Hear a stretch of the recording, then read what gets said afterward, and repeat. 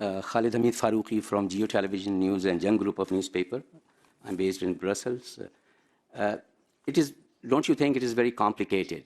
If you talk about data collection, for quarter century, European Union is a surveillance society. I crossed border 25 years ago. They have my data. They have everything in German database. But this is a very particular situation. I mean, we are not really, no opposition come to vast level of data collection. You will find everyone in this in European Union within a 10 minutes if you break the law. So, and this is very particular situation, the pandemic, like vast majority of people in Europe really scared with non-vaccinated people.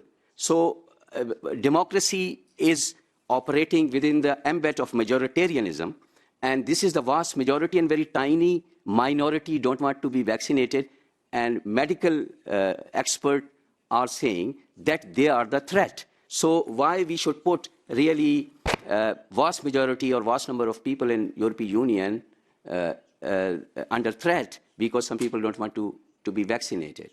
Which right you want to exercise here?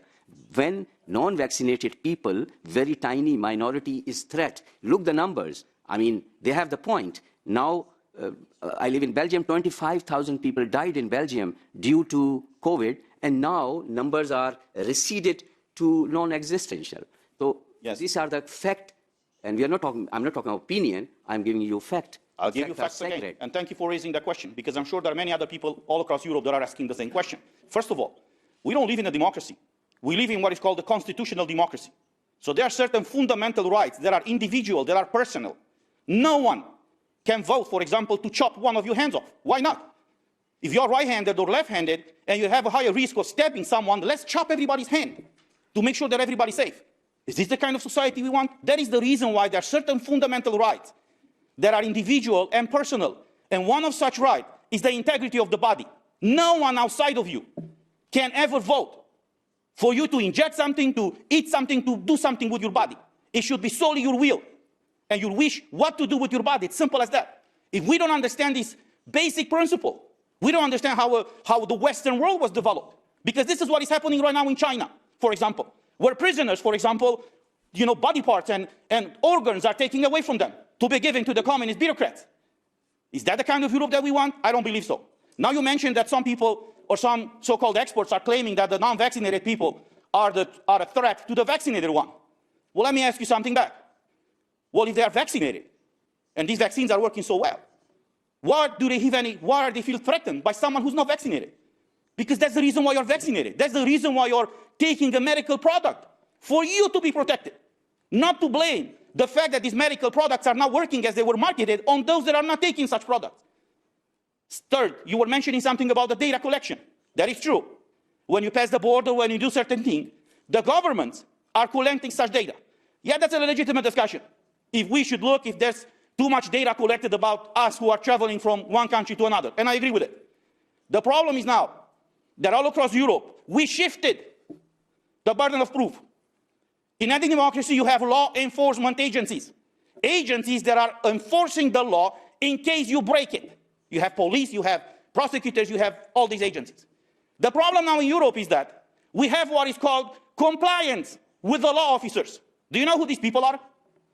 When you try to enter the restaurant, you have to show your green certificate to a person that might not have a green certificate, to a person that doesn't have any medical background, to a person that doesn't know anything. The person is a waitress over there.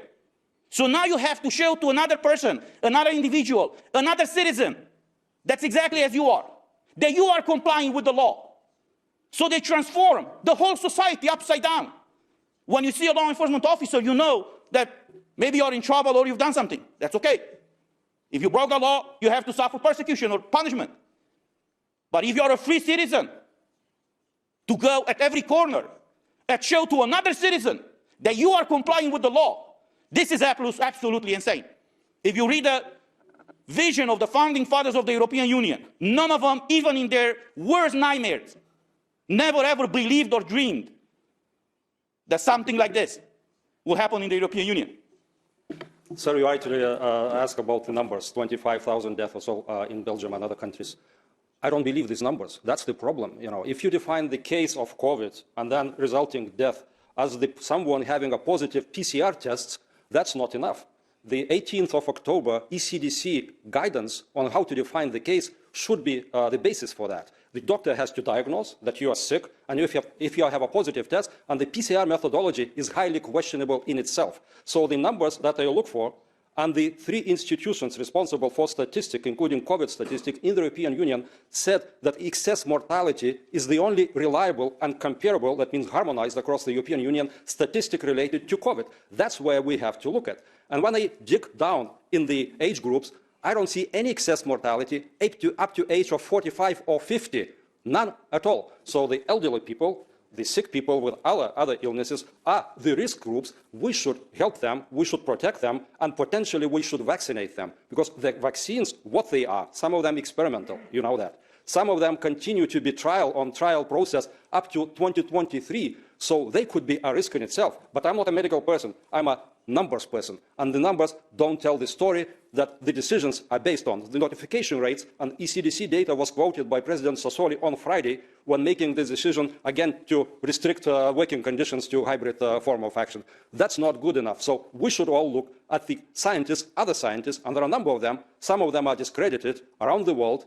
So we have to debate that, but the numbers don't show that we have a pandemic as severe as we had before. So therefore, all restrictions should be removed, maybe gradually, but not to increase as Austria, Lithuania, and some other countries are doing. This is not based on numbers, and that's a major issue. Sorry, democracy indeed is the rule of the majority, but with the full respect to the rights of the minority. That's why we have the constitutions, of course, and all the rights we spoke of. Also, I'm not really sure that a small minority wants to get vaccinated, wants to remain unvaccinated. In Belgium, I suppose so. But in Croatia, Eastern Europe, we came to like 45% with 1 dose and less than that with 2 doses in Croatia. Everything else is basically because people are coerced, people are blackmailed, people are forced to take the vaccine. So in Croatia, the majority, their free will, the majority is decided to go to this crisis without the vaccines, with other measures. I think that's the situation in Bulgaria, Romania, perhaps even some Western European countries. We should not coerce a certain medical product on anyone. There are different approaches to this crisis all around the world. But unfortunately, in Europe, we have these like permission-based policies, and all the governments are simply repeating it. And what we want is democratic debate on everything. On everything. Thank you. Any more